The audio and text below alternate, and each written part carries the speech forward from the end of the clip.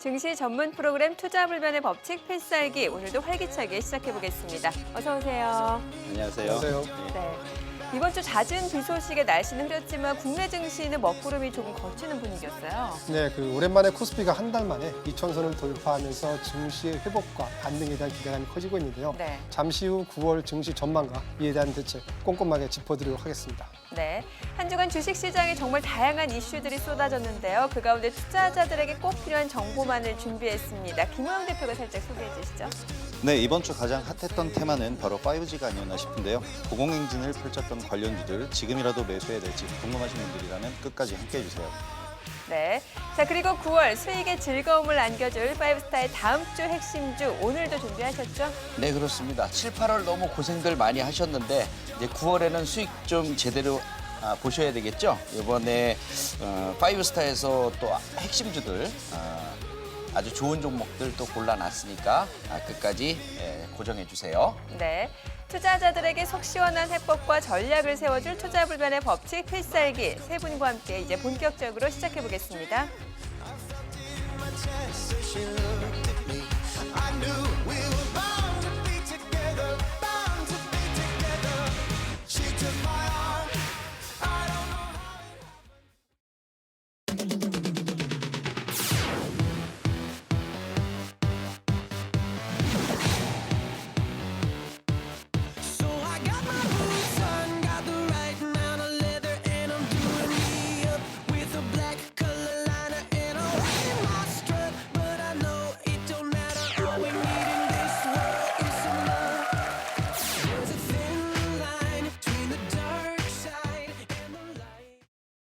이번 주 시장은 반등을 모색하는 모습 보였는데요. 9월 6일 금요일 코스피 2009포인트, 코스닥 631포인트로 한 주를 마감했습니다. 계속되는 변동성 장세 속에서도 파이브스타는 놀라운 적중률과 수익률을 자랑하고 있습니다. 오인오색 필승 전략으로 무장한 파이브스타. 그 가운데 완벽한 기술적 매매로 최고의 적중률을 자랑하는 김영구 대표의 수익률 소개해드리겠습니다. 지난 필살기 방송을 통해서 핵심주로 선정한 한국항공우주가 하락장에서도 차곡차곡 수익을 더해가면서 21%의 수익률을 기록, 목표가에 도달하는 모습 보여줬습니다. 그리고 필살기의 뉴페이스죠. 뉴스타 역시 알찬 수익을 더해가고 있는데요. 그 가운데 철저한 기업 분석은 물론 트렌디한 감각까지 더해진 정종용 대표의 수익률도 전해드리겠습니다. 정종용 대표는 전자부품 릴레이 제조업체인 상상인을 공략 8%의 수익률을 기록했습니다. 빛나는 수익을 쌓아가는 파이브스타와 뉴스타, 올스타의 핵심 종목 및 투자 전략은 톡방을 통해서 만나볼 수 있으니까요. 참여를 원하시는 분들은 샵 3232로 문자 보내주세요. 그리고 유튜브 채널과 또 카카오톡 플러스 친구를 통해서도 파이브스타의 투자 전략 만나볼 수 있으니까요. SBS, CNBC, 파이브스타를 검색하시고 다양한 지식 정보 얻어가시길 바랍니다. 각종 대내외 변수로 주식시장은 그야말로 하루도 조용할 날이 없습니다. 한 주간 과연 투자자들의 이목을 집중시켰던 이슈에는 어떤 것들이 있었을까요? 지금부터 이번 주 가장 핫했던 이슈를 분석하고 투자 해법까지 살펴보도록 하겠습니다. 자, 먼저 첫 번째 키워드 확인해 보시죠.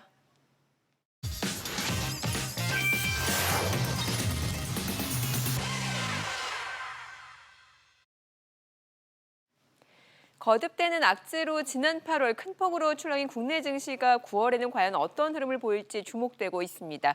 자, 우선 9월 첫째 주 코스피는 2,000선 그리고 코스닥은 630선을 돌파하는 모습을 보였어요. 그러니까 요새 들어가지고요 국내 증시가 좀 이상하다라는 말이 들리고 있는데 그 8월에 있었던 MSCI 국가 신흥지수의 국가별 그 비중 조정 이후에 우리나라 증시가 지금 승승장구하고 있거든요. 그러다 보니까 9월 들어서 글로벌 증시에서 한국 증시의 수익률이 상당히 최고 수준에 머무르고 있는데요. 이렇게 국내 증시가 예상과는 달리 9월 들어서 상승세를 보이고 있는 모습은 최근 들어서 국내 증시를 압박했던 여러 가지 악재들 중에서 일부 악재들이 해소가 됐고 또 기대감이 커지고 있기 때문에 국내 증시가 상당한 그 반등세를 보이고 있는 것으로 분석이 되고 있습니다. 먼저 그 홍콩발 리스크가 지금 완화되고 있는데요. 지난 3개월 동안 홍콩에서 그 시위가 일어나면서 이런 시위가 시장 리스크로 전환함으로써 그 홍콩의 가장 주요 교역국이었던 하나인 한국 증시에 간접적으로 영향을 미쳤는데요. 지난 4일이었죠. 홍콩의 행정장관이었던 캐리람이 송환법을 갖다가 공식 처리함으로써 이 홍콩발 리스크가 줄어들면서 국내 증시에 상당히 긍정적인 영향을 미쳤고요. 두 번째는 중국을 비롯한 글로벌 경기 둔화 우려감이 지금 완화되고 있다는 건데요. 특히 중국 같은 경우는 최근에 발표한 차이신 서비스 제조업 지표와 그다음에 MSCI 이런 지표들이 상당히 좋게 나타남으로써 중국 경기가 상당히 반등세를 보이는 것 아니냐 이름으로써 지금 현재 투자 심리가 호전되는 모습입니다. 이 마지막으로는 9월 1일 들어서 미국과 중국이 상대방 국가의 수입품에 대해서 관세를 부과함으로써 미중 무역 갈등이 고조되었는데요. 어제 미국과 중국이 10월 초에 워싱턴에서 고위급 무역 회담을 갖다가 재개하는 것을 합의함으로써 장기간에 걸쳐서 무역 전쟁이 지속될 것이라는 우려감이 완화되면서 이러한 것들이 결국에는 국내 증시에 상당히 상승에 힘을 보태는 그런 모습이었습니다. 네. 하지만 미중 무역 분쟁에 대한 불확실성은 여전합니다. 일각에서는 미중 무역 협상을 놓고 희망 고문에 가깝다라고 평가를 하기도 하는데 미중 무역 협상을 포함해서 9월 놓쳐서는 안 될 체크 포인트 어떤 것들이 있을까요? 진짜 희망 고문이 맞긴 맞습니다. 예. 자, 악재와 호재를 놓고 볼 때 일단 미중 무역 분쟁은 밀당하듯이 쉽게 얘기해서 좀 풀어졌다가 또다시 쪼이고 이런 현상이 계속 이어지기 때문에 10월도 솔직히 좀 가봐야 될 것 같습니다. 예전에 네. 제가 방송할 때 이 미중 무역 전쟁은 그냥 끝나는 내용이 아니다. 절대로 트럼프 그 양반이 그냥 손 내려놓을 그 양반이 아니다라는 얘기를 했는데요. 그것과 마찬가지로 이번에 일본과도 소재 규제 관련해서 강대강 구조가 우리나라랑 계속 이어지고 있죠. 네. 이런 악재에 이어서 아래 공포, 뒤에 공포 이런 내용들이 계속 나오고 있습니다. 그런데 그 반면에 이렇게 너무 경기들이 안 좋으니까 어떤 내용들이 나오냐면 경기 침체를 좀 살려보자라는 의미에서 EU 연합이라든가 미국이라든가 미국에서는 실질적으로 급여세 인하라든가 이런 내용들도 있었어요. 소비 진작책으로 나가겠다는 거죠. 이런 것들이 이제 상반되게 악재와 호재가 이어지고 있는 부분들입니다. 그래서 이런 상황에서 이제 우리가 체크해 볼 것은 시장 내에서 체크할 거요. 네. 제일 중요한 건 수급입니다. 수급이 좋아야 장세도 계속 탄탄대로로 올라갈 수 있는 것이지 수급이 이러다가 또 삐딱선을 타기 시작하면 또 아래로 또 내리꽂기 시작하죠. 너무 걱정은 안 하셔도 될 것 같고요. 대형주와 중소형주들의 기싸움이 있는데요. 이번에도 서로들 엎치락뒤치락 합니다. 대형주가 키재기 한번 올라오면 또 대형주가 살짝 조정받으면서 중소형주가 올라오거든요. 그래서 삼성전자나 하이닉스의 어떤 움직임들을 계속적으로 주시할 필요성이 있고요. 그에 따른 IT 부품 관련주들도 계속 주시할 필요가 있어요. 그래서 이제 주도 섹터들이 앞으로 순환 상승이 계속 돌아갈 겁니다. 우리가 지난번에 출연했을 때 이런 얘기했을 거예요. IT 부품주들 우리 봅시다. 그래서 고 대표님이랑 같이 해갖고서 IT 부품주들이 갈 거다 그랬는데 이번에 아주 멋지게 갔어요. 이 뒤에 IT 부품주들이 끝난 게 아니고 계속해서 급등을 했기 때문에 또다시 조정을 보였다가 또 올라갈 수 있는 상황들을 만들어 놓을 거예요. 그러니까 포기하지 말고 계속 순환 주도 섹터들이 무엇인지 이런 것들을 체크해내는 과정이 아주 중요하다고 보겠습니다. 네. 말씀해 주신 대로 수급이 굉장히 중요할 것 같은데 8월 달에는 외국인이 매도 행보를 나타냈는데 9월 들어서 조금 큰 규모는 아닙니다만 매수세를 나타냈거든요. 좀 그래도 9월 달에는 수급의 숨통이 트일까요? 네. 그러니까 지금 국내 증시의 상승과 하락을 결정하는 수급 주체는 결국 외국인이거든요. 근데 이제 9월 들어서 긍정적인 것은 외국인들이 지금 국내 증시를 갖다 매입하고 있다는 거고요. 여러 가지 여건을 고려할 때 결국에는 외국인들의 매수세가 지속될 것으로 보이기 때문에 일단은 9월 수급 여건은 8월보다 좀 호전될 것으로 예상되고 있습니다. 이 8월 같은 경우는 대내외 악재로 인해 가지고 이 원화가 좀 약세를 보고 달러가 강세를 보이는 바람에 외국인들의 매도세가 되게 많았었거든요. 특히 8월 말에 있었던 MSCI 신흥국 지수의 국가별 비중 조정에 따라서 외국인의 매도가 상당히 거셌는데 9월 들어선 상황이 상당히 바뀌었어요. 예를 들면은 영국의 브렉시트 같은 경우도 조금 연기가 됐고요. 3개월, 그다음에 홍콩의 리스크가 감소되면서 이런 글로벌 불확실성이 완화됨에 따라서 지금 달러가 약세가 이루어지고 있고 원화가 강세를 지금 나타내고 있습니다. 따라서 1220원까지 가까이 올랐던 원달러 환율이 어제 1200원 밑으로 떨어졌고요. 오늘 같은 경우도 지금 추가 하락세를 보이고 있거든요. 근데 외국인 같은 경우는 주로 원달러 환율에 상당히 민감하기 때문에 원화가 강세를 보일 경향이 높기 때문에 따라서 9월 들어서는 외국인들의 매도세가 늘어날 것으로 보이기 때문에 제가 봤을 때는 역시 9월은 8월에 비해서 수급이 약간 개선될 가능성이 높다라고 생각을 하고 예상하고 있습니다. 네.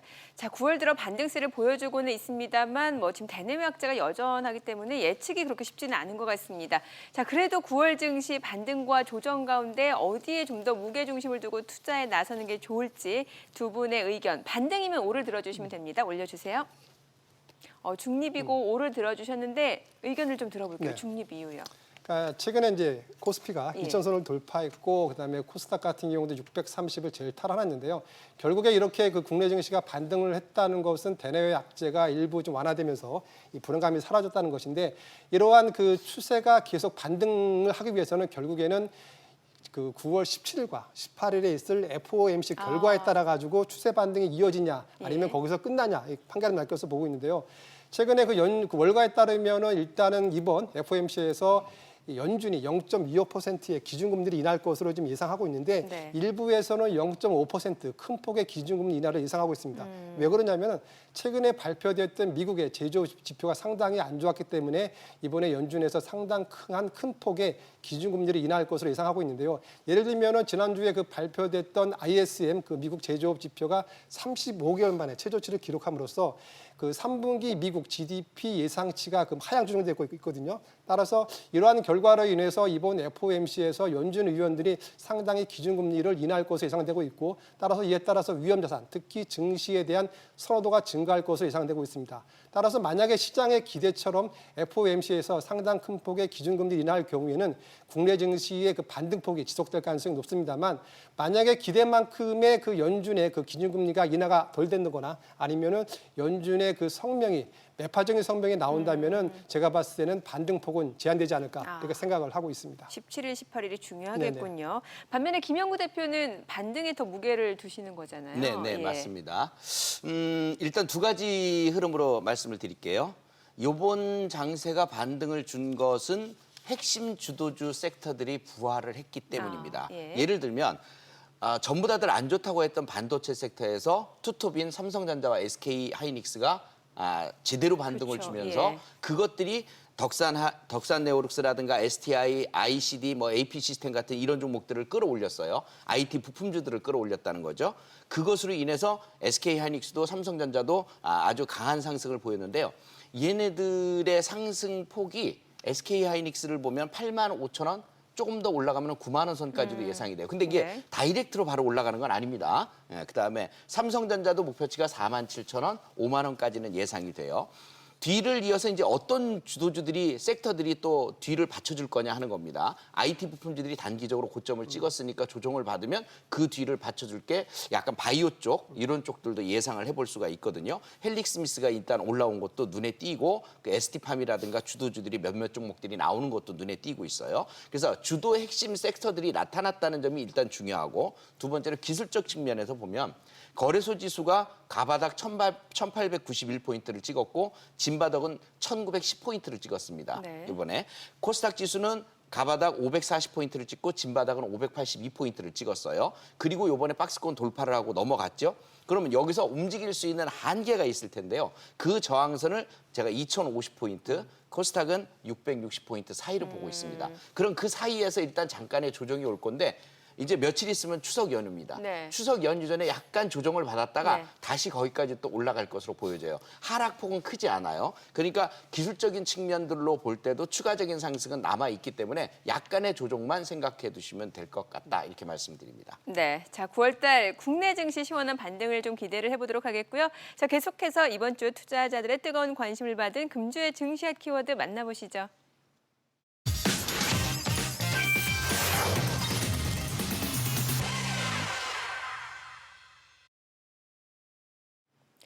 제약 바이오주 위주로 이루어져 있던 코스닥 시가총액 상위 순위에 지각 변동이 생겼습니다. 특히 신라젠이 이제 순위 경쟁에서 멀어진 틈을 타서 다른 경쟁자들이 치고 올라오고 있는 상황인데요. 2위 자리를 놓고 치열한 경쟁이 벌어지고 있는 것 같아요. 네.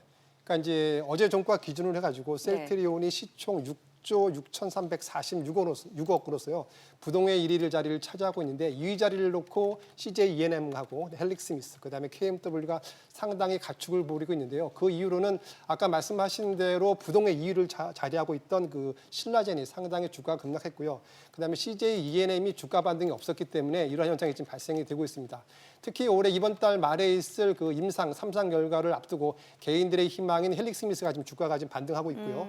그다음에 KMW 같은 경우는 상당히 5G 이런 희망으로 인해 가지고 지금 상승세로 보이고 있는데 일단 호재로 인해 가지고 그 순위 변동이 상당히 지금 급격히 이루어지고 있는데 어제 같은 경우는 헬릭스미스가 상당히 급등함에 따라서 헬릭스미스가 2위를 차지했고 그들을 맞아요. 이어서 CJ E&M하고 그다음에 KMW가 각각 3위와 4위를 차지하고 있는데요. 이렇게 근데 만약에 반대로 헬릭스미스의 임상 결과가 나쁘거나 아니면 KMW가 주가 급등에 따른 주가 조정을 보일 경우에는 이 순위 변동이 상당히 크게 요동칠 가능성이 있는 것으로 분석이 되고 있습니다. 네, 말씀해주신 대로 헬릭스미스가 이제 이번 주에 코스닥 시가총액 2위까지 올라섰는데 헬릭스미스가 상승하면서 그동안 좀 악화율을 걸었던 바이오주가 조금씩 뭐 바닥을 확인했다 이런 시각이 나오는 것 같은데 사실 계속해서 김영구 대표님은 찬바람이 불면 바이오주라고 말씀을 해주셨으니까요. 그럼 예. 이제 바이오주 반등을 기대해봐도 되는 거예요? 예, 그렇습니다. 바이오주들은 우리가 어느 정도의 그 낙폭과대의 개념을 생각하고 있죠. 네. 그러면 언제부터 떨어졌냐면요. 사실은 작년 1월부터 떨어졌어요. 아, 오래 그리고 전에. 조금 더 늦게 떨어진 종목들이 5월부터 꺾이기 시작했는데요. 네. 그게 벌써 1년이 넘었습니다. 그러네요. 엄청난 예. 하락이 있었고 바이오주 하면은 그냥 진절머리가 난다 하시는 분들도 많았는데 이제는 지수가 진바닥과 가바닥을 아까 찍었다고 제가 말씀을 드렸죠. 그럼 이제 바이오주들 그림을 딱 보시면 네. 거의 다 바닥을 다 찍었어요. 아. 셀트리온을 비롯해서 헬릭스미스 먼저 주도주로 올라왔고요. 나머지 종목들 중에서도 뭐 ST판 같은 종목들이 2주간 연속 올라오기 시작했는데요. 이런 종목들이 이제 바닥을 찍기 시작했다는 거죠. 그러면 이 바닥을 찍기 시작한 이들 종목들의 상승이 앞으로 어떻게 이어질 건가가 이제 제일 중요한데 빨리 갈 거냐 늦게 갈 거냐. 네. 근데 제가 서두에 말씀드린 게 있습니다. 좀 천천히 갈 거다라고 얘기를 했죠. 그들 중에서 먼저 빠른 종목들 주도주들부터 먼저 탄생을 하고 그다음에 후발주들이 따라가는 이런 현상이 생길 것입니다. 그것이 아까 IT 부품들과 맞아떨어지면서 서로 키재기식으로 순환 상승이 돌아간다. 이렇게 생각을 해주시면 맞을 것 같아요. 네. 자, 그리고 KMW 상승세도 정말 파죽지세였습니다. 뭐 KMW뿐만 아니라 최근에 5G 상승세가 대단했던 것 같은데 뭐 시장에서 이제 뭐 5G밖에 안 보인다는 말이 나올 정도인데 근데 많이 올랐기 때문에 또 조정을 보이지 않을까라는 우려도 분명히 있거든요. 그러니까 최근에 그 중장기적으로 5G 관련주들이 일단은 긍정적인 건 사실입니다만 네. 단기적으로 너무 급히 올랐기 때문에 피로감이 쌓인 것 또한 사실이거든요. 따라서 그 KMW라든지 아니면은 그 오이소리스로 간 대장주들이 최근 그 상승세가 너무 기대감을 너무 앞서갔다라는 얘기가 나오고 있고요. 최근에 이들 주가들의 움직임을 보게 되면은 이 단기 고점이지 않을까 이러한 얘기들이 나오고 있거든요. 예를 들면은 최근에 KMW 같은 경우는 블락들이 좀 있었고요. 네. 그다음에 기관 투자가들의 그 대량 매매로 인해 가지고 어제 같은 경우는 상당히 급락폭이 컸어요. 그리고 이 5G 관련주 내에서도 상당히 그 짧은 순환매가 나타났기 때문에 시장에서는 이게 그 5G 관련주들의 단기 고점이 아닌가라는 얘기가 나오고 있습니다. 하지만 아까 말씀을 드린 대로 역시 5G는 장기적으로 상당히 긍정적이기 때문에 저희가 이제 주의 깊게 볼 필요가 있고요. 하지만 최근에 그 이러한 5G들이 급등세를 나타났던 거는 5 산업에 대한 전망, 긍정적인 전망과 그다음에 시장의 조정 그리고 다른 테마가 없음에 따른 부재로 인한 이런 쏠림 현상이 나타나면서 일단 올랐는데 예전에 2차 전지가 상당히 급등세를 보이고 조정을 보였듯이 네. 5G 관련주들 단기적으로는 조정을 보일 가능성이 높습니다. 하지만은 정부라든지 삼성전자에서 5G 관련해서 상당히 그 지원 육성책을 발표했기 때문에 중장기적으로 좋기 때문에 제가 봤을 때는 이번 그 조정을 올 경우에는 중장기적인 그런 전략 차원에서 상당히 저가 매수를 해야 되지 않나 이렇게 지금 생각을 하고 있습니다. 네. 자, 최근에 이 코스닥 시가총액 2위 자리를 놓고 정말 주요 업종들이 치열한 다툼을 벌이고 있는 것 같습니다. 자, 그렇다면 이들 가운데 코스닥의 새로운 실세는 과연 누가 될까요? 두 분이 생각하는 코스닥의 최고의 기대 업종을 공개해 주시죠. 자, 올려주세요. 어떤 업종일까요? 반도체 소재. 잘 안 세우죠? 이게 알죠. 네. 네, 바이오 IT 부품주입니다. 자, 먼저 얘기를 들어볼게요. 반도체 네. 부품. 그 이것 또한 그 단기적인 테마가 아니라 중장기적으로 접근을 해야 되겠는데요. 최근에 7월 초에 벌어진 일본의 그 반도체 소재 수출 규제로 인해 가지고 한국 정부라든지 아니면 삼성전자에서 이 관련 산업에 대해서 상당히 지금 그 지원책을 발표하고 있습니다. 예를 들면 한국 정부 같은 경우는 반도체 설비, 장비 아니면 이런 거에 대해서 연구 개발비로서 연간 한 1조 원 정도의 그 투자를 갖다 지금 지원했고요. 그다음에 규제 또한 상당히 큰 폭으로 지금 완화하려고 하고 있습니다. 하지만 이러한 이슈들은 예전부터 있었거든요. 왜냐하면은 국산화 이슈로 인해 가지고 주가가 반짝했습니다만 결국에 매출이 일어나지 않기 때문에 주가가 하락하는 현상이 나타났는데 이번은 과거와는 다르다는 거죠. 왜냐하면은 정부라든지 아니면 관련 기업들에서 상당한 중장기적인 계획을 가지고 이러한 접근을 하고 있기 때문에 제가 봤을 때는 단기적인 트렌드가 아니라 중장기적인 트렌드를 가지고 이들 업종에 접근하는 것이 좋지 않을까 이렇게 생각을 하고 있습니다. 네. 자, 바이오하고 IT 부품주요. 네, 이 IT 부품주들은 지난 8월 23일 날 출연했을 때 좋을 것이다라고 말씀드렸고 네. 그 이후 2주 동안 아주 멋진 상승을 보여줬어요. 그러면은 한번 생각을 해봅시다. 반도체 관련주의 투톱인 삼성전자와 SK하이닉스, 그다음에 IT 부품 관련주들의 주도주인 덕산네오룩스나 AP시스템 뭐 이런 종목들, 이런 것들이 지금 단기적으로 급등을 해서 고점을 어느 정도 찍는 모습이에요. 네. 요게 조정이 들어가면 또 여러분들이 신경을 쓰셔야 되고요. 왜? 끝난 게 아니니까. 예. 주봉상으로는 완전히 돌파하는 그 흐름이 나타나기 때문에 이것을 포기해야 돼서는 안 되는 것입니다. 단기적으로 매도했더라도 또 매수할 수 있는 자리가 들어올 거고요.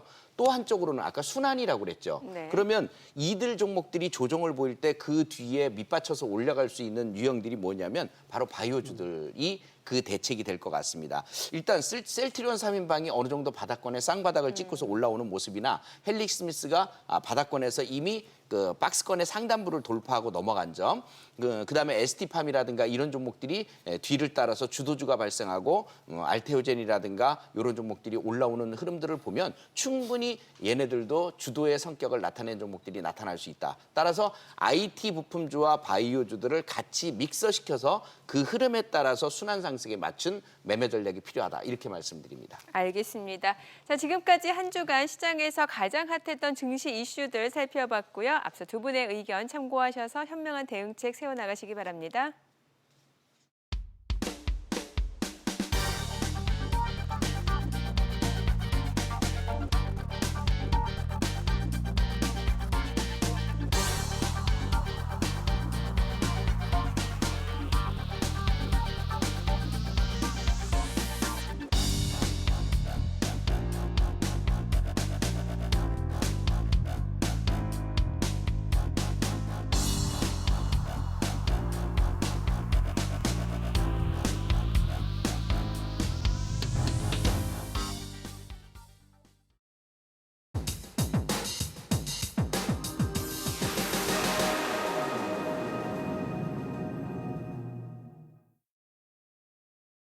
보유할까 매도할까 주식 투자를 하다 보면 매 순간 선택의 갈림길에 서게 되죠. 이제 더는 혼자 고민하지 말고 별들에게 물어보세요. 지금부터 한 주간 주식시장을 뜨겁게 달군 핫 종목들을 파이브스타와 함께 집중 분석, 또 별점으로 투자 의견까지 깔끔하게 정리해드리겠습니다.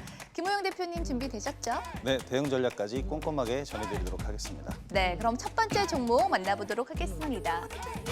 바로 RFHIC입니다. RFHIC 부르기 꽤 까다로운 종목인데요. 그래도 이번 주 상승세가 대단했습니다. 먼저 간단한 기업 소개와 상승 배경 짚어보도록 할까요?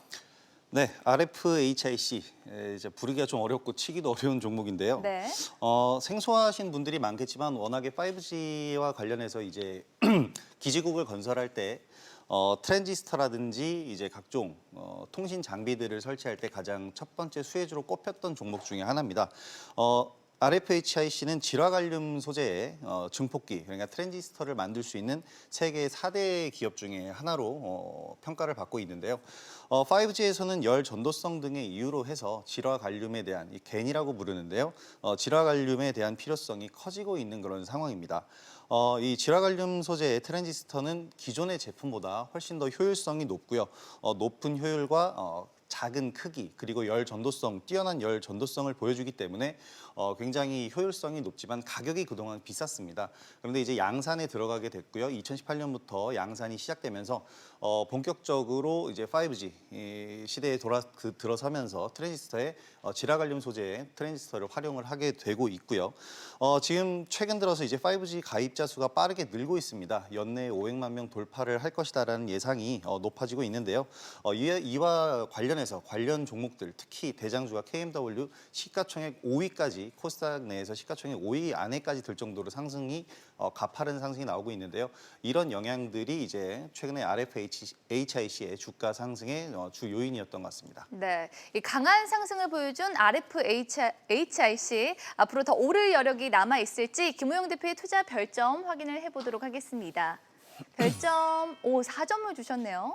네, 일단 오늘도 상승 마감에 성공을 했고요. 네. 어저께 이제 조정을 받으면서 이제 단기 상승폭이 끝났는가라는 생각을 했는데 오늘 조정을 받다가 막판에 또 힘차게 끌어올려주는 모습을 보였습니다. 일단 KMW의 상승하는 모습을 보면 마치 2017년 초에 HLB라든지 신라젠 같은 종목들이 상승을 하면서 코스닥 시가총액 상위로 뛰어오르고 코스닥 지수를 끌어올릴 때와 같은 그런 모습이 나오고 있는데요. 이제 코스닥 시가총액 상위 종목들의 순위가 바뀔 것이다라고 예전부터 계속 강조를 했었던 적이 있었습니다. 일단 바이오주 급락으로 인해서 시가총액 상위주들이 변화를 했고요. 이제 그에 따라서 메이저 수급들이 어느 쪽으로 몰리느냐가 중요한데 메이저 수급이란 외국인과 기관들의 이런 수급들인데요. 이런 수급들은 실체가 없는 종목들이나 테마주들에 쏠릴 수는 없습니다.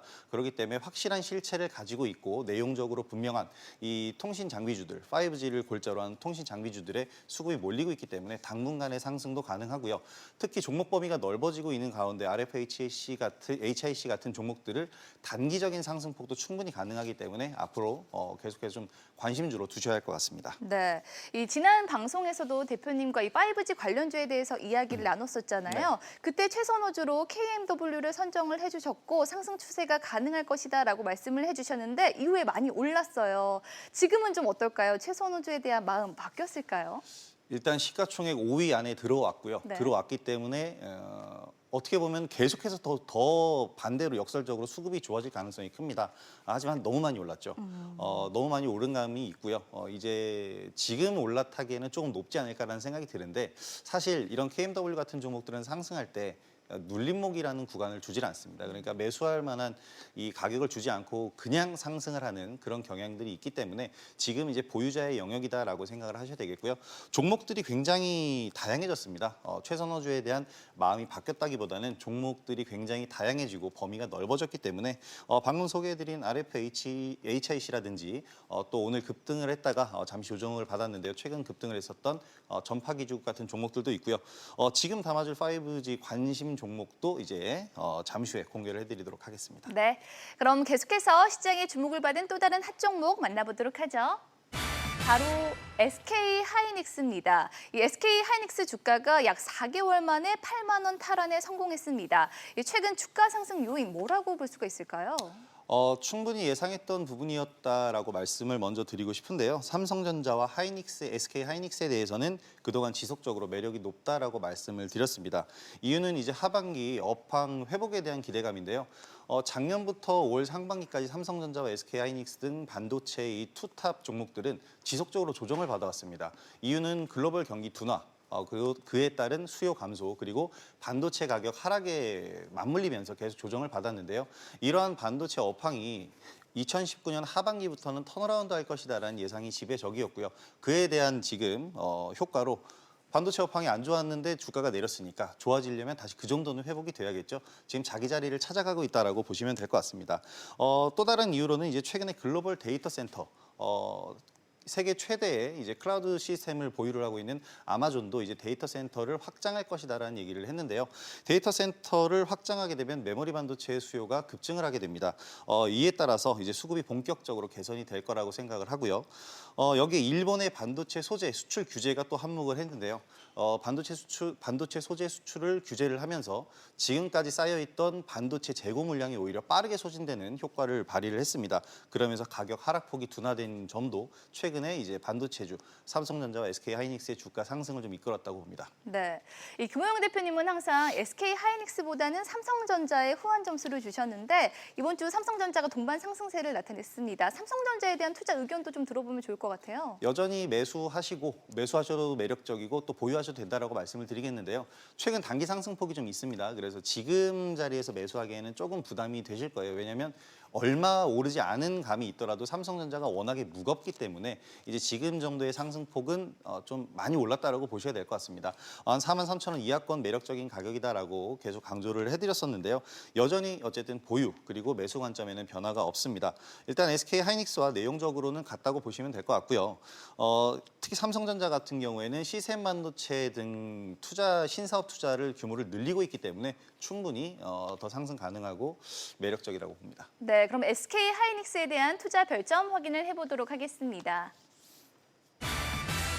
네, 별점 몇 점일까요? 네, 별점 4점을 주셨는데 이유가 좀 궁금하네요. 4점을 굉장히 주기 싫으셨나 봅니다.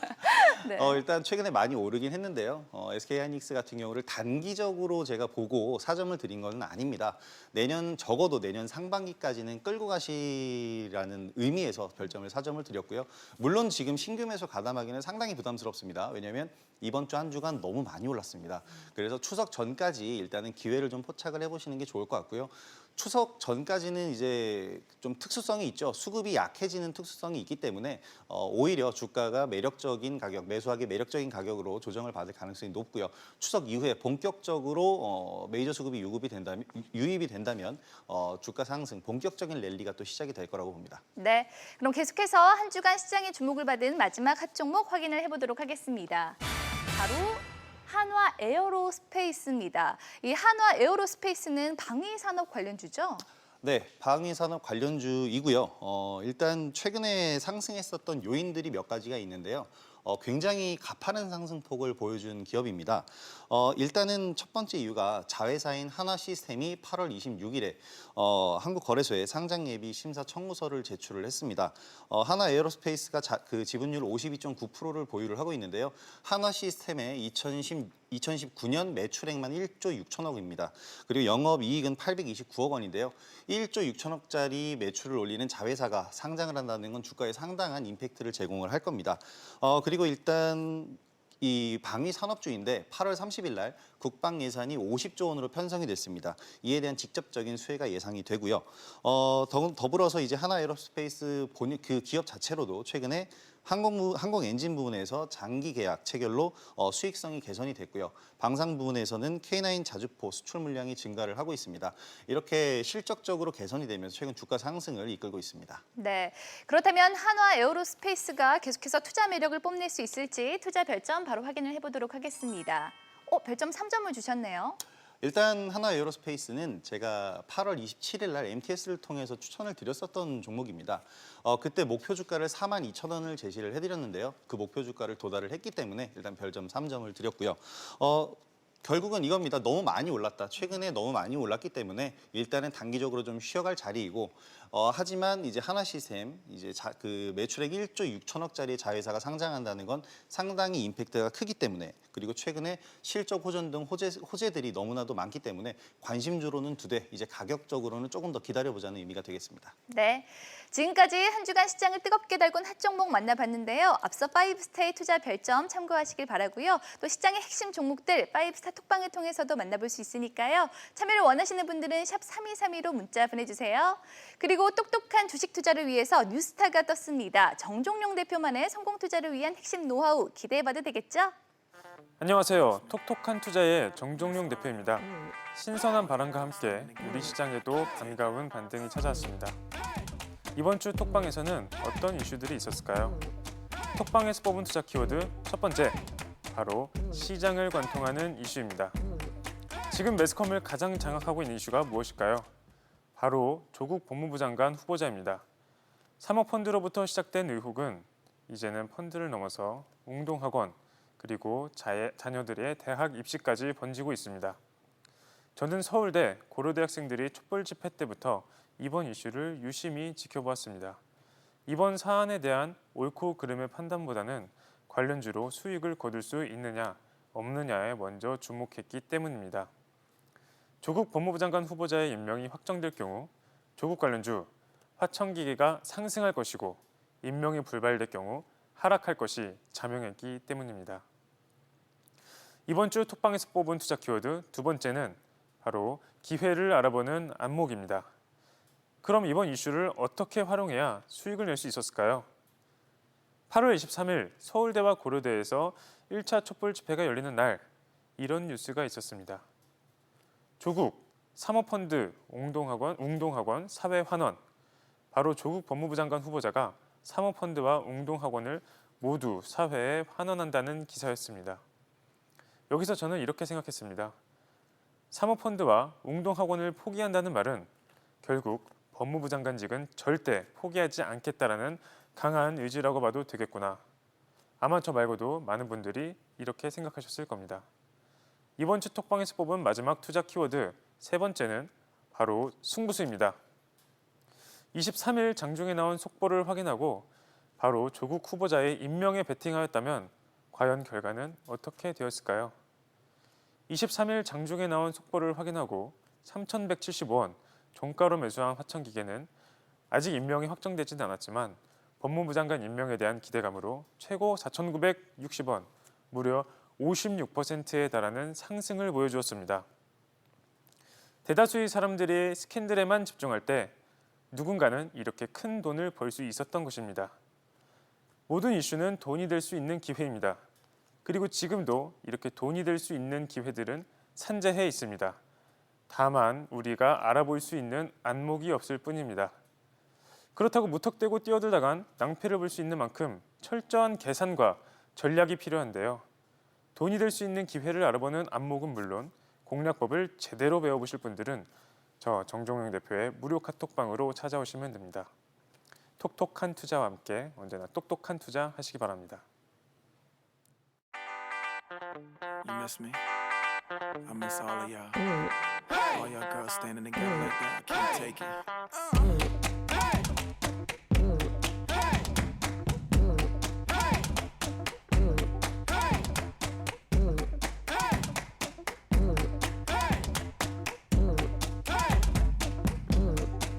Wait, man. I can do anything you like. I can do anything you need. And I got a better body than the magazine.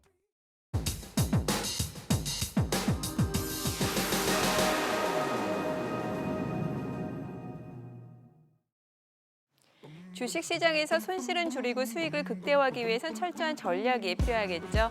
다음 주 성공적인 투자를 위해선 어떤 전략을 세워야 할까요? 먼저 증시 키워드부터 만나보죠. 추석 앞둔 증시, 팔고 갈까 들고 갈까입니다.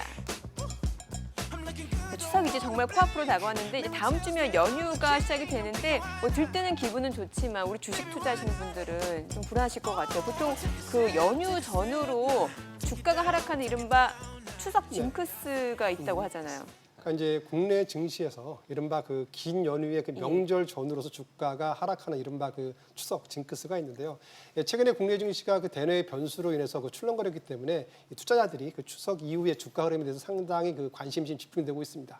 보통 그 저희가 추석 같은 연휴를 앞두고 증시가 이제 하락하는 경향을 보였는데요. 그래서 이 금융투자학회에서는 이를 갖다가 추석 징크스라고 말을 하고 있는데요. 보통 긴 연휴를 앞두고 향후 주가 흐름에 대한 그 불안감과 그다음에 그 차익 실현 매물이 겹치면서 보편적으로 그 연휴 전에는 증시가 하락하는 흐름을 보였습니다. 하지만 반대로 연휴 그 이후에는 증시가 이와 반대의 흐름을 보였는데요. 왜냐하면 연휴 이후에는 연휴 동안에 발생됐던 변수와 해외 증시가 한꺼번에 작용하면서 상당히 증시에 부담으로 작용했습니다만 이 변동폭이 일시적으로 확대됐다가 일단 하락폭을 만회하는 상승폭을 보이면서 연휴 이후에는 상당히 증시가 상승하는 모습을 보였습니다. 하지만 저희가 과거 4년간의 주가 흐름을 봤을 때는 상당히 그 특이한 모습을 발견했는데요.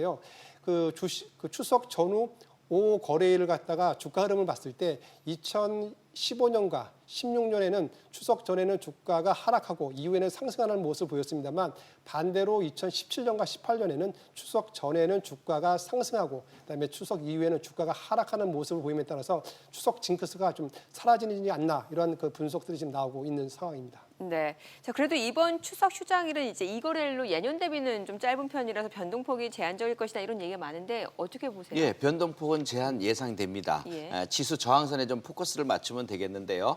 요번에 3개월의 일이 남았죠. 그다음에 2일간의 휴일이 있습니다. 이 사이에 여러분들 큰 변화 없으니까 너무 걱정 안 해도 됩니다. 네, 지수 2차 저항선 자리 아까 제가 말씀드렸듯이 거래소는 2,050포인트, 코스닥은 660포인트 선에다 맞추시면 될 거고요. 이 사이에서 변동폭이 약간 있는데 조정을 거쳐도 크게 조정이 나오는 게 아니기 때문에 겁내지 말라는 얘기고요.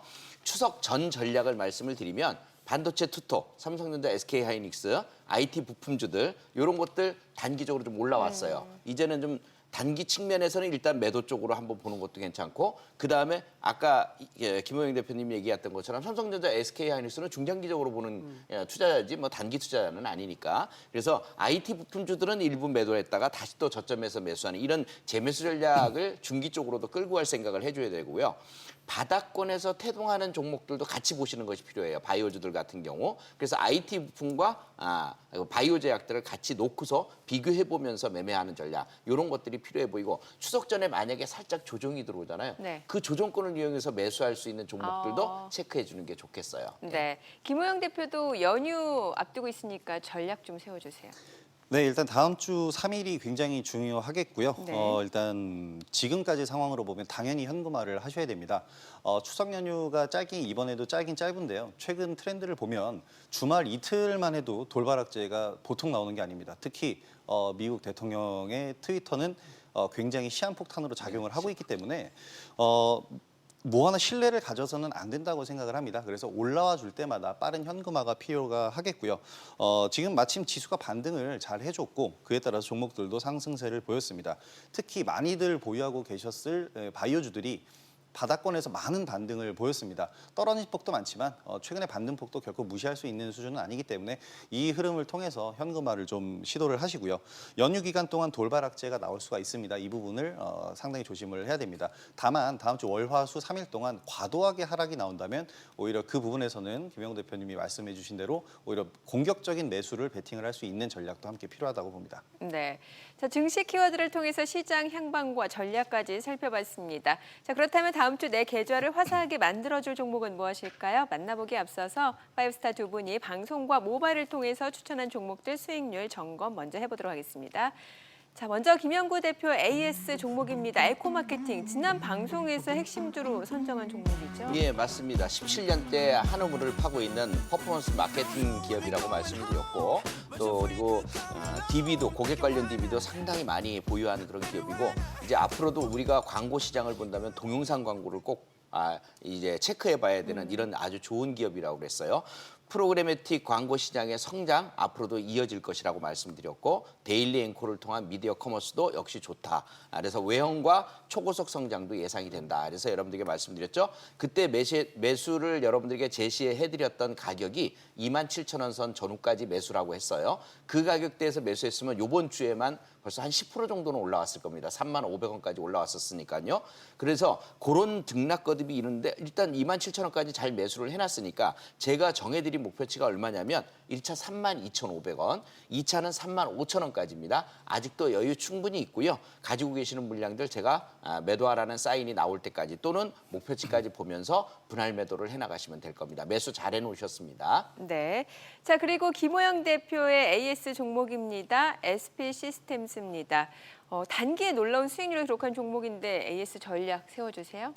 네, 일단 이번 달에 상장을 했었던 종목이고요. 상장 이후에 굉장히 큰 폭의 하락을 보였었습니다. 이유는 여러 가지가 있을 수 있겠는데요. 상장 전부터 기대를 많이 모았었던 종목입니다. 로봇 기업인데요. 최근에 이제 로봇주들의 관심도가 높아지면서 상장 전부터 관심도가 높았는데 공모가를 낮추면서 몸값 낮추기를 했고요. 그러면서 상장에 돌입해서 첫날 성공을 거두긴 했습니다만은 그 뒤로 급락을 보였습니다. 외국인과 기관들 매도세가 연이어서 나오기는 했는데요. 일단 상장 이전에 있었던 보해소 물량들이라고 생각을 하시면 될 것 같습니다. 외국인과 기관들의 물량이 소화가 된 이후에 지금 다시 재가격을 찾아가면서 상승 트렌드를 보이고 있고요. 오늘 10,000원 목표가에서 거의 대부분 매도를 하긴 했는데 월요일까지도 추가적인 상승 충분히 가능하다고 봅니다. 이제는 매물대가 어느 정도 갈리고 거의 다 소화가 되고 이제 신고가를 낼 수 있는 그런 타이밍이기 때문에 월요일에도 관심을 좀 가져주시기 바랍니다. 네. 자, 계속해서 놀라운 적중률과 수익률을 자랑하고 있는 파이브스타입니다. 이제 다음 주 핵심 종목을 만나볼 텐데요. 다음 주 라이징 스탁 첫 번째 주인공 확인해 볼까요? 네, 바로 이 종목 삼천당 제약이네요. 네. 삼천당 제약은 과거에도 제가 예전에 그 필살기에도 소개를 드려서 큰 수익률을 안겨드렸던 종목 중에 하나고요. 예전 바이오주들 급등할 때요. 네. 이번에 다시 소개를 드린 거는 제가 바이오주들도 봐줘야 된다 그랬죠. 이제부터는 슬슬. 그다음에 삼천당 제약은 낙폭과대 바닥권 종목이고요. 쌍바닥을 찍은 종목인데 2013년에 DHP 코리아를 인수하면서 저만재 기업으로서 우뚝 선 기업입니다. 2019년 예상 매출액이 1,878억 원, 영업이익이 310억 원. 제대로 그러니까 바이오가 아니고 제약주라고 봐야죠. 바이오 제약주 중에서 제약주를 고른 건데 실적도 튼튼하고 또 자본 유보율도 1,300%에 부채 비율이 26%예요. 아주 탄탄한 기업입니다. 두 가지로 볼 수 있는데요. 단기적으로는 저만재 제네릭 글로벌 수출, 아일리아의 그 바이오시밀러 개발, 좀 중장기적으로 보면은 플랫폼 기술이나 줄기세포 이쪽의 주요 사업 부분을 갖다가 하고 있는 기업이거든요. 요번에 미국 FDA 임상 시험을 위한 사전 회의도 성공을 했고요. 그래서 이 삼천당 제약 같은 경우는 첫 번째로 4가지 성장 키워드가 있는데 아까 단기와 중장기 그 4가지가 있거든요. 요번 전문 분야인 그 저만재를 통해서 글로벌화 시키는 이 기반 이것 자체가 굉장히 중요할 거고 총 18종의 그 저만재를 갖다가 미국과 독일에 수출을 하면서 계속적으로 계약 조건을 좋게 만들고 있어요. 또 아일리아 바이오시밀러에 대한 바이오의약품 사업 진출도 굉장히 좋아질 겁니다. 그래서 요번에 기술적으로 보면 쌍바닥권을 찍어놓은 이 시점에서의 바닥권이기 때문에 가바닥 저점을 25,600원을 찍었고요. 진바닥 저점을 28,350원에 찍었어요. 즉 바닥은 확인이 됐다. 튼튼하게. 그래서 겁낼 것 없고 지금 가격대도 관심을 둬야 된다. 왜냐하면 제가 이번에 31,000원 이하권에서도 MTS나 이런 걸 통해서도 설명을 드렸듯이 굉장히 좋은 유형의 바닥권이 들어왔어요. 적정 매수가 말씀드릴게요. 네. 33,000원 이하 31,500원 사이까지는 1차 매수. 눌림목 조정이 만약에 들어온다 그러면 3만 원까지는 매수를 해주세요. 2차 매수. 손절가는 28,000원 잡아드리겠고요. 단기 목표치는 35,000원, 중기 목표치는 4만 원까지 잡아드리겠습니다. 이상입니다. 네. 자, 계속해서 김호영 대표의 다음 주 핵심 종목도 확인해 볼까요? 머큐리. 네, 이름이 굉장히 익숙한 머큐리. 유명한 네. 이름이죠. 네. 아까 이제 말씀드렸었던 지금 담아둘 5G 관련주 중에서 한 종목이 바로 이 머큐리라는 종목입니다. 정보통신 장비 특히 이제 광 케이블이라든지 무선 공유기와 같은 광 모뎀 같은 이런 공유 기기를 만드는 그런 기업인데요. 최근에 이 5G에 대한 이 기대감이 높아지면서 머큐리도 드디어 후발주자로 상승을 시작을 하기를 했습니다. 머큐리 같은 경우에는 이틀 전에 상한가에 진입을 하면서 뒤늦게 후발주자로 출발을 한 그런 종목인데요. 최근 5G 관련주들의 상승세를 본다면 충분히 추가 상승이 가능하다고 봅니다. 일단 머큐리 같은 경우에는 3대 통신 사업자를 대상으로 해서 무선 공유기와 광 케이블을 모두 납품을 하고 있는 그런 기업이고요. 일단 필수 단말 장비들과 광 케이블은 5G에서 가장 기본이 되는 필수 장비이기 때문에 머큐리의 성장세는 추가적으로 더 나올 거라고 생각을 합니다. 매수가는 12,300원에서 12,000원 선까지 잡아보시면 될 것 같고요. 목표가는 단기적으로 14,000원. 일단 많이 최근에 오르는 감들이 있으니까요. 단기적으로 14,000원 잡아주시고요. 손절가는 11,000원 제시를 해드리겠습니다. 네. 파이브스타의 다음 주 핵심주까지 만나봤는데요. 투자의 최종 판단과 책임은 투자자 본인에게 있다는 점 기억하시고 자신의 원칙에 맞춰서 성공 투자하시기 바랍니다.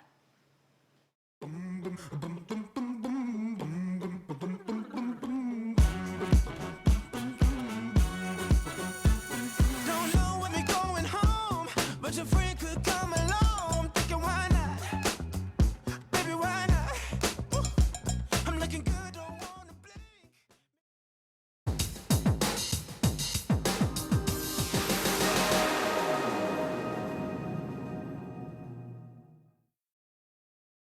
인공지능 로봇이 나만을 위해 맞춤 투자를 해준다면 어떨까? 이제 더는 상상 속의 일이 아닙니다. 지금부터 방대한 데이터를 실시간으로 빠르게 분석, 또 나의 투자 성향에 딱 맞는 종목 선별은 물론 전략까지 꼼꼼하게 세워주는 로보마켓을 소개해드리겠습니다. 극심한 변동성 장세에도 공격 투자형 로봇은 오히려 더 강한 모습을 보여주고 있는데요. 빠른 이슈 탐색으로 시장의 핫 종목을 발빠르게 매매하는 공격 투자형 로봇의 수익률 확인해 보도록 하겠습니다. 최근 공격 투자형 로봇은 5G 관련주 단기 매매로 높은 수익률을 보여줬는데요. 먼저 다산 네트워크스로 10%가 넘는 수익률 보여줬고요. 머큐리로 10%의 수익률, RFHIC로 8%에 가까운 수익률, 그리고 반도체 관련주죠. ENF 테크놀로지로 6%가 넘는 수익률을 보여줬습니다. 이 빅데이터 인공지능을 기반으로 종목 선별 및 투자 정보를 똑소리나게 제공하는 로보마켓. 로보마켓의 자세한 전략이 궁금한 분들은 026938-2071번으로 문의해 주시기 바랍니다. 어느새 더위가 점점 물러나면서 계절이 가을로 바뀌고 있습니다.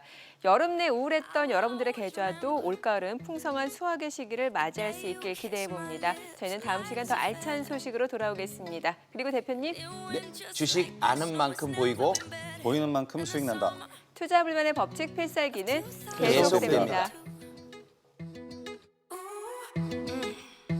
We were only 11, but acting like grown-ups like we are in the present. Drinking from plastic cups, singing love is forever and never. Well, I guess